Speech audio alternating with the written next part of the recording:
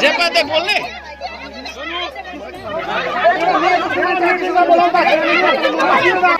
यो जंगली सडा तपाईले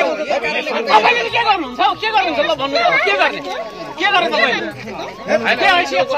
के छैन के हैसियत छ वडा सदस्य सबै हैन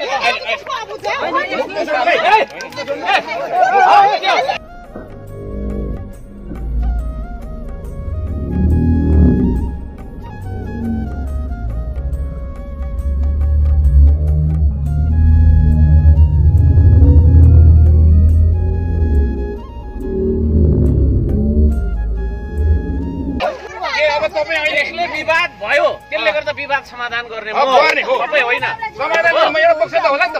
तपाईँ होइन म होइन भने विवाद कारणले गर्दाखेरि म मिलाउँछु तपाईसँग